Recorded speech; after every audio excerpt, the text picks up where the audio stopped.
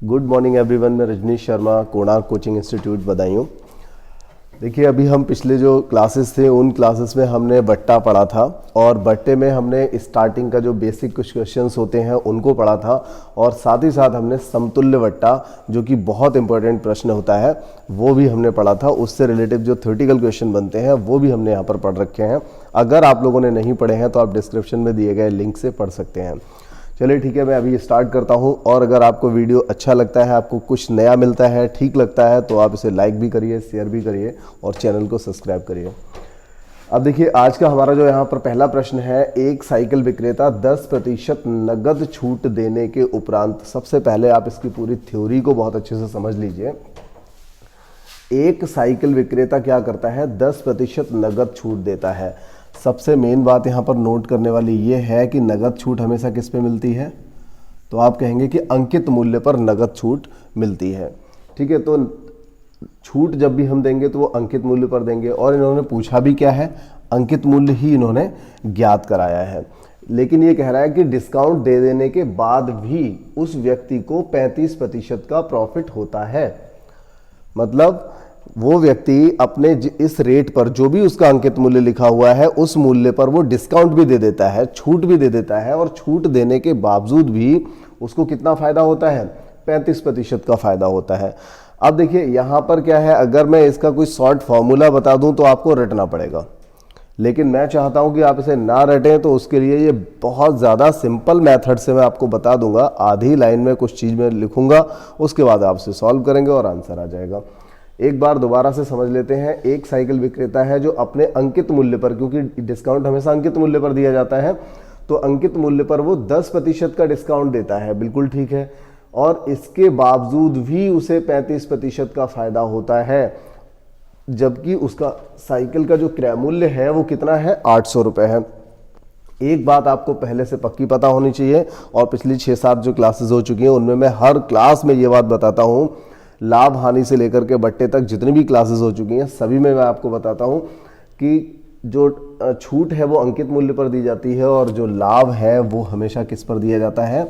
क्रय मूल्य पर मिलता है, या फिर क्रय मूल्य पर उसकी गणना हम करते हैं, लाभ या हानि दोनों की। तो यहाँ पर अब हमें यहाँ पर क्या करना है? जो मेथड में, थ्योरी वाला मेथड जो बता रहा हूँ, उसके हिसाब से आपको सिर्फ ये लिखना है। आपको देखिए, फाइंड क्या करना है? एक्स फाइंड करना है, मतलब आपको अंकित मूल्य निकालना है। और आप अंकित मूल्य पर डिस्काउंट कितना दे रहे हैं? तो आप कहेंगे कि भाई 10% डिस्काउंट दे रहे हैं। तो इसका मतलब आप उसे कितने परसेंट में बेच रहे हैं, या जो दुकानदार है, साइकिल विक्रेता है, वो कितने परसेंट में बेच रहा है? अभी मैं दिखाई दे रहा हूँ ना यहाँ तक? ठीक है।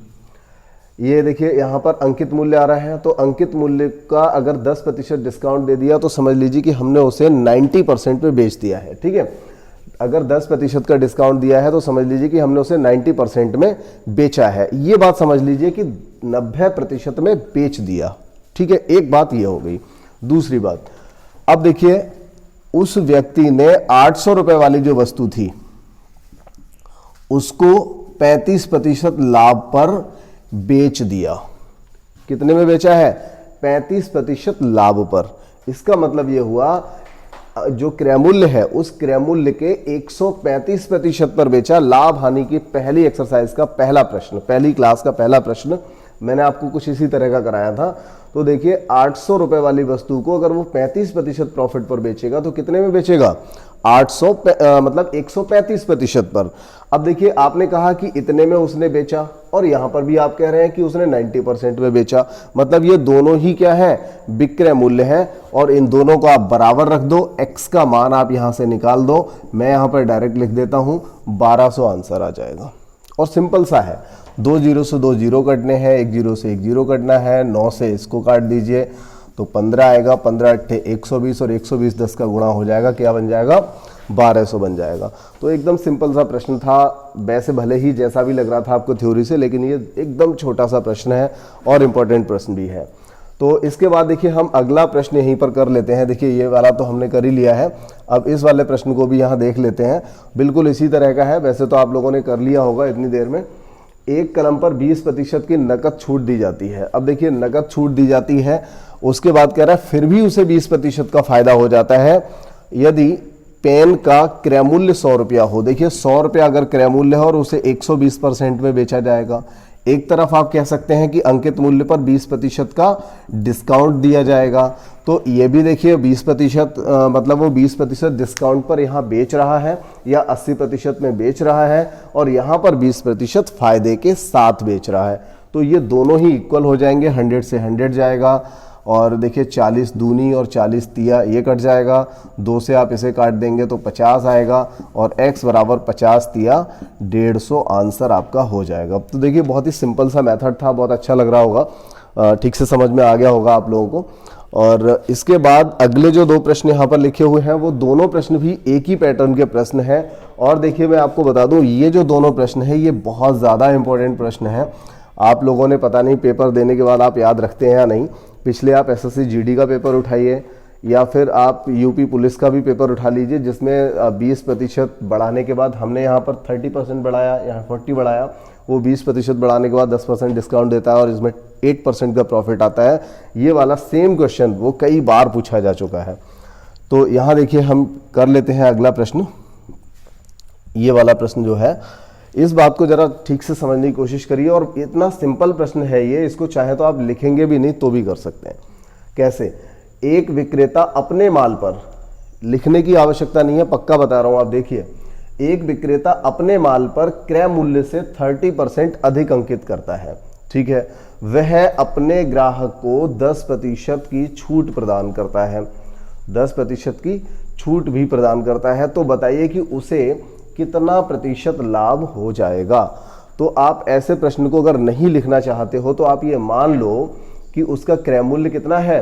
आप यहाँ पर क्रय मूल्य को मान लीजिए कि क्रय मूल्य उसका 100 है। अब आप सोचिए, अगर आपने क्रय मूल्य को 100 मान लिया है और उस पर आपने 30% ज्यादा अंकित कर दिया, तो अंकित मूल्य आपका कितना हो गया? 130, ठीक है। अगर आपने 30% उस पर ज्यादा अंकित कर दिया, मतलब एक्स्ट्रा लिख दिया, तो अंकित मूल्य कितना हो गया? 130 हो गया। अब आप 10% की छूट प्रदान कर रहे हैं, तो 130 का 10% कितना हुआ? 130 का 10% 13 हुआ, ठीक है। तो आपने छूट कितनी दे दी? 13। अब 130 में से 13 की छूट दे दी, तो फिर आप उसे अब कितने का बेचेंगे? 117 का। 117 का बेचेंगे, मतलब आपको प्रॉफिट कितना हो गया? 17%। तो यही इसका आंसर भी हो गया, ठीक है, ये इसका आंसर हो गया। अब इसी सवाल को अगर आप चाहते हो कि नहीं हमें थोड़ा सा लिख के करना है, बाई चांस भूल जाएंगे, तो आप इस सवाल में आप ये फॉर्मूला भी लगा सकते हो। मैंने पहले भी बताया था कि ये कमाल का फॉर्मूला है, ये कई जगह लग जाता है। और ये यहाँ पर क्यों लग रहा है, पहले तो इस बात को भी समझ लीजिए। एक विक्रेता सबसे पहले क्या कर रहा है? अपने मूल्य को कुछ बढ़ा रहा है, उसके बाद बढ़े हुए मूल्य में कुछ कमी कर रहा है, मतलब जो छूट दे रहा है वो उसकी कमी हो गई, वो कमी भी कर रहा है साथ साथ। तो बढ़ा रहा है और कमी भी कर रहा है, तो क्या इफेक्ट पड़ेगा ये निकालना है। तो इस वाले फॉर्मूले से आप निकाल सकते हो। 30% बढ़ा दिया और 10% का डिस्काउंट भी दे दिया, तो 30 गुणा 10 माइनस का यहाँ पर आ जाएगा, 2 जीरो कट जाएंगे, यहाँ से देखिए 20 बचेगा और 3 एकम 3, तो आपका फाइनली क्या बचेगा? 17% यहाँ से आपको प्रॉफिट हो जाएगा। तो ये देखिए, और इसके अलावा अगर आपको ऐसे नहीं भी करना है तो आप 100 मान करके उसको रिटन में कर लीजिए, इसको लिख लीजिए। तो अभी मैं यहां से हटा देता हूं, पहले इसी प्रश्न को अभी इतना लिखा रहने दूंगा, ऊपर का हटाता हूं। देखिए, अच्छा प्रश्न था और ऐसा प्रश्न कई बार पूछा जाता है, तो आप ऐसे प्रश्न को ऐसे भी कर सकते हैं। देखिए 100 मान लीजिए और उस पर 30% बढ़ा दीजिए।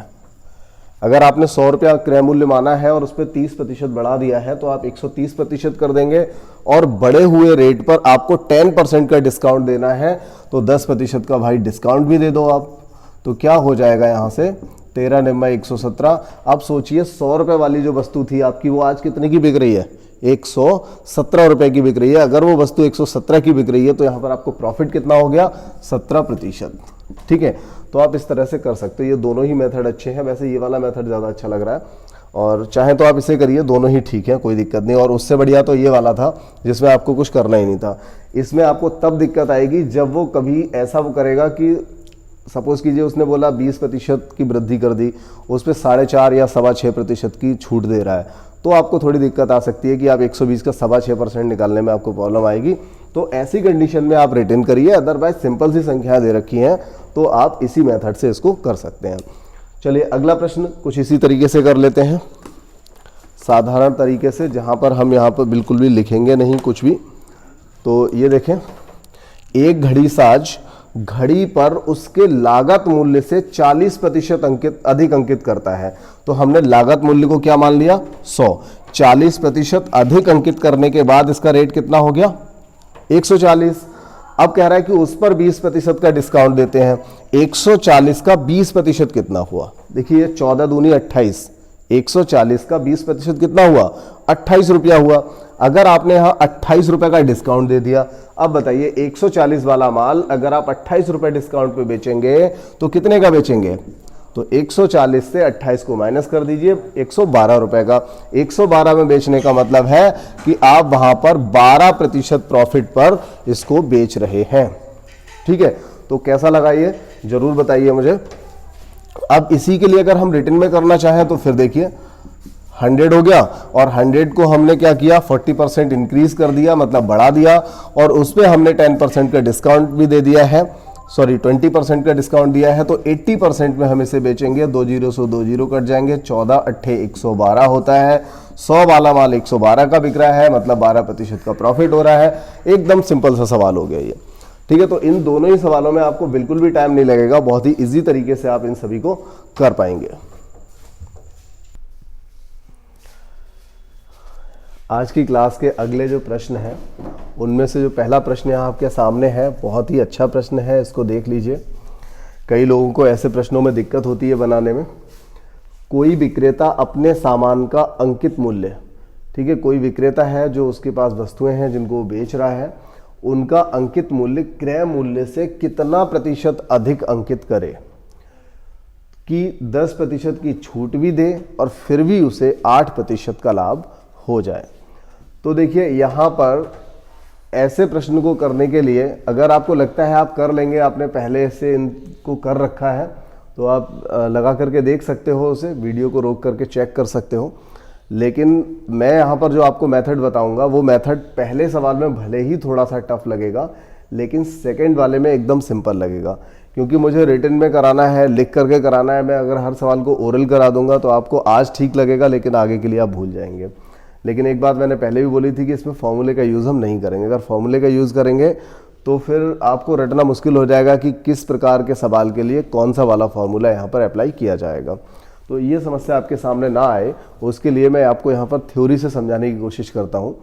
तो देखिए, कोई विक्रेता अपने सामान का अंकित मूल्य क्रय मूल्य से अधिक अंकित करता है। कितना अधिक अंकित करता है कि 10% की छूट दे फिर भी उसे 8% का लाभ हो जाए। तो ना आपके पास यहाँ पर क्रय मूल्य है और ना ही आपको यहाँ पर अंकित मूल्य पता है। आपको दोनों में से कुछ भी नहीं पता है, और उनमें से एक चीज़ आपसे पूछी जा रही है, वो है कि वो अंकित मूल्य कितना प्रतिशत अधिक अंकित करे। ठीक है, तो यहाँ पर आप ऐसा करें कि अंकित मूल्य को आप मान लीजिए यहाँ पर x, और आपका जो क्रय मूल्य है वस्तु का उसको मान के चलिए 100। अब आप बताइए ये ऐसा मैंने क्यों माना। देखिए ये जो तरीका है ना, ये थ्योरी को सॉर्ट करने का, सिंपल करने का सबसे बढ़िया तरीका है। आप अगर कहेंगे तो मैं 100 अंकित मूल्य मान करके भी करा दूंगा, लेकिन जितना काम हम यहाँ पर इस सवाल में करने वाले हैं उस तरीके से कम 2 गुना 2.5 गुना काम हमें करना पड़ेगा। तो अब देखिए, जैसे ही हम x निकालेंगे, मान लीजिए x का मान 130 आया, तो आपको समझ में आ जाएगा कि 100 से 30% ज़्यादा अंकित किया गया था। इसको 100 मान लेने से अगली जो कैलकुलेशन है वो एकदम आसान हो जाएगी। सपोज कीजिए हमने से 100 माना होता और ये 86 निकल के आ जाता, फिर आपको निकालना पड़ेगा।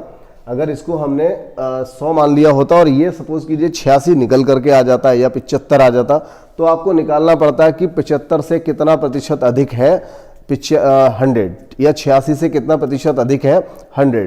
तो इस कंडीशन में क्या होता है, आपको एक काम वहां पर आपको एक्स्ट्रा करना पड़ेगा, लेकिन आपको वो काम एक्स्ट्रा ना करना पड़े उसके लिए हमने क्या माना यहाँ पर कि अंकित मूल्य जो है इसका वो x है और जो इसका क्रय मूल्य है वो 100 है। यहां से ये बहुत ही सिंपल सवाल बन जाएगा। तो देखिए, डिस्काउंट हम किस पे देते हैं, अंकित मूल्य पे। भाई 10% का डिस्काउंट दे दीजिए, और प्रॉफिट हमेशा किस पे मिलता है, क्रय मूल्य पर। तो 108% में इसको बेच दीजिए, दोनों मूल्यों को बराबर रख दीजिए। ठीक है, अब देखिए क्या हुआ, 1 0 से 0 गया, 9 से इसको काट दिया 12, 12 और 10 का मल्टीप्लाई किया 120। मतलब ये हुआ 100 रुपए का क्रय मूल्य था और अंकित मूल्य कितना निकल करके आया 120। इसका मतलब ये हो गया कि आपने या इस विक्रेता ने उस वस्तु का जो मूल्य था कितना प्रतिशत अधिक अंकित कर दिया था, 20% अधिक अंकित कर दिया था।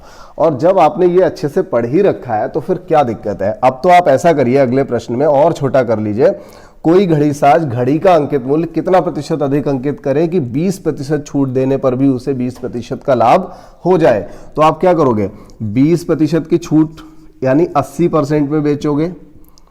कितने का बेचोगे, 120 का। 20% की छूट दे दी, बहुत ही सिंपल हो गया। ये समझ लीजिए, इससे ज्यादा सिंपल आपको नहीं मिलेगा कहीं भी। फॉर्मूला भी तो रटना है ना, तो आप मेथड को याद रखिए कि इस सवाल के लिए हमें ये मेथड अप्लाई करना है। ये सबसे सिंपल मेथड हो जाएगा। आप देखिए, अंकित मूल्य पर आप 20% डिस्काउंट पर इसे आप बेच रहे हैं, इसका मतलब आप 80% में बेच रहे हैं।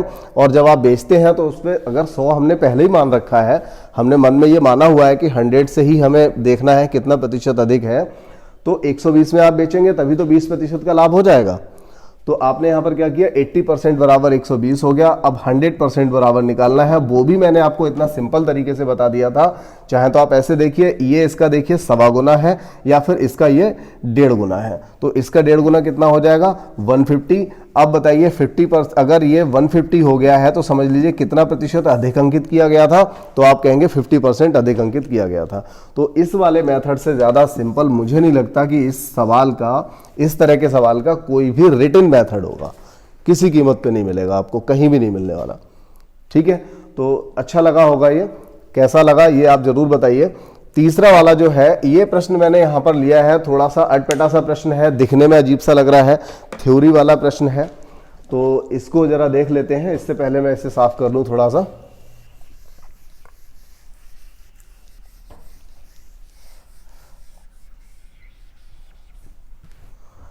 ये देखें, ये प्रश्न आपको कई बार पढ़ना पड़ेगा, तब जाके इसका आंसर निकाल पाएंगे। एक दुकानदार 30 रुपए, लेकिन हाँ, जब आपको ये समझ में आ जाएगा, सवाल जब हो जाएगा तो ये एकदम आपको इजी लगेगा। और देखिए, सबसे पहले मैं आपको बताता हूं कि इसको हम ओरल कैसे करेंगे। सबसे पहले मैं आपको ओरल बताता हूं, क्योंकि आप में से कम 60% से प्लस लोग ऐसे रहेंगे जिनको ये ओरल मेथड इसका समझ में आ जाएगा और वो इसका आंसर निकाल लेंगे। डेफिनेट आप उसका आंसर निकाल लेंगे। तो देखिए, एक दुकानदार 30 रुपया अंकित मूल्य वाले किसी बैडमिंटन के रैकेट को, रैकेट जो होता है ना, चिड़िया वाला जो हम खेलते हैं, तो एक दुकानदार 30 रुपया अंकित मूल्य वाले एक बैडमिंटन के रैकेट को 15% की कटौती पर बेचता है। सबसे पहली बात, 30 रुपया अंकित मूल्य था और 30 रुपया मूल्य वाली वस्तु पे 15% की कटौती कर दी। तो 30 का 15% कितना हुआ। अब ये चीजें आप थोड़ा ओरल कर लेंगे तो ज्यादा अच्छा रहेगा। तो 30 का 15% हो जाएगा 4.5। ठीक है, 15 तिया 45, मतलब 450 बटे 100, तो क्या रहेगा, 4.5 रुपया निकल करके आ जाएगा। अब बताइए, अगर 30 रुपए वाली वस्तु पे आपने 4.5 का डिस्काउंट कर दिया तो वस्तु कितने की बिकी, 25.5। मैंने कहा था ओरल, तो कलम चलाना सही नहीं है, मैं नहीं चलाऊंगा। एक दुकानदार 30 रुपए वाली वस्तु पर कितना देता है, 15%। तो 30 का 15%, 15 तिया 45 यानी 4.5 हुआ। 4.5 को हमने माइनस कर दिया तो क्या बचा, 25.5। इसका मतलब 30 वाली वस्तु को वो 25.5 रुपए में बेचता है। लेकिन आगे उसने और बहुत सारी कंडीशंस लगा रखी हैं। कहा है तथा प्रत्येक रैकेट के साथ 1.5 रुपए की एक चिड़िया मुफ्त देता है। ठीक है, तो अब बताइए, 25.5 रुपए में अगर वो 1.5 रुपए की चिड़िया भी साथ में दे रहा है, इसका मतलब वो रैकेट कितने में बेच रहा है। तो आप में से कुछ लोगों का जवाब होगा 25.5 और 1.5 मिलाकर के कितना हो जाएगा, 27 रुपया। लेकिन ये तो बिल्कुल गलत है भाई। वो 25.5 रुपया ले रहा है, आपको चिड़िया तो, बल्ला तो दे ही रहा है, मतलब रैकेट तो आपको दे ही रहा है, साथ में एक चिड़िया अपनी तरफ से और दे रहा है। ये आपको एक दूसरा वाला कह सकते हो, दूसरा एक डिस्काउंट हो गया आपके पास। दो चीजें, दो तरह के डिस्काउंट हो गए। पहले एक 15% का दे दिया, उसके बाद एक जो चिड़िया साथ में दे रहा है, तो ये भी तो आपको एक तरह का रिबेट है, एक तरह का डिस्काउंट मिल रहा है आपको। तो मतलब ये हुआ, वो वस्तु उसे कितने की वो पड़ रही है, या वो कितने रुपए में बेच रहा है, 25.5 रुपया उससे ले रहा है। लेकिन 1.5 रुपए की जो चिड़िया साथ में दे रहा है, अभी पैसे तो हर चीज के लगेंगे, हर चीज का पैसा लगेगा, कोई भी दुकानदार फ्री में कुछ भी नहीं देता। तो आपसे कहीं ना कहीं उसने वो रुपए लगा रखे हैं, इसीलिए दे रहा है। तो 25.5 रुपए में 1.5 रुपए की चिड़िया मुफ्त में दे रहा है। इसका मतलब वो आपका जो बैडमिंटन है, बैडमिंटन को 24 रुपए में दे रहा है, क्योंकि 24 रुपए में उसने सोच रखा है कि मैं 24 रुपए में बैडमिंटन दूंगा, 1.5 रुपए की चिड़िया दूंगा, इसलिए 25.5 रुपए ले लूंगा। तो उसका तो हिसाब बराबर हुआ ना। तो यहां पर आपको यह समझ में आ गया कि आप उस रैकेट को कितने रुपए में मतलब वो दुकानदार बेच रहा है, 24 रुपए में। सिर्फ रैकेट की अगर हम बात करें, क्योंकि चिड़िया 1.5 रुपए की थी, 1.5 रुपए अलग हटा दीजिए, तो 24 रुपए में बेच रहा है। अब 24 रुपए में बेच रहा है, फिर भी उसे 20% का लाभ हो रहा है।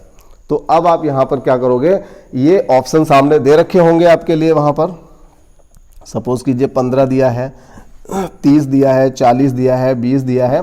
तो आप यहां से फिर डायरेक्ट बता सकते हो, क्योंकि अब तक मैंने कहा था कलम नहीं चलाएंगे, तो कलम नहीं चलाया है। ऑप्शन आपके सामने होंगे।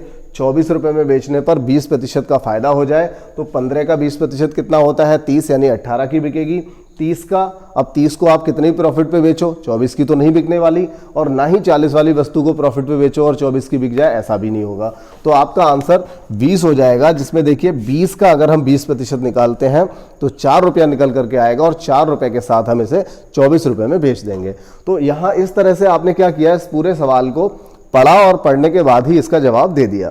लेकिन अब इसी को अगर आपको रिटन करना है, लिखना है, तो ऐसे सवाल को लिखने के लिए जो कुछ अभी हमने बोला था लिखना वही है, बस थोड़ा सा बड़ा हो जाएगा, क्योंकि सवाल खुद देखने में बड़ा लग रहा है।